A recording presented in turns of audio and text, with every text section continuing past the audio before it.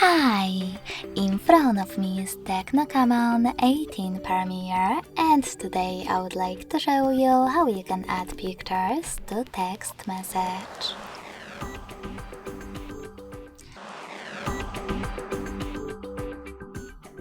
First of all, open Messages app and select one of your tags. Then click on this icon with a camera and the photo at the bottom left corner. Following that, you can tap on your photos right away over here, or select Gallery section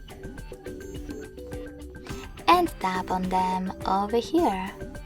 This time you need to choose Add at the top right corner. Lastly, you can also click on Gallery and then select Folders. Over here, just hold one of your pictures that you wish to attach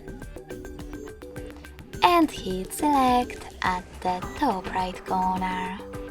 So when I do that, as you can see, all of my chosen photos were successfully added. Thanks so much for watching. If you enjoyed this video, don't forget to leave a like, comment and subscribe. Bye!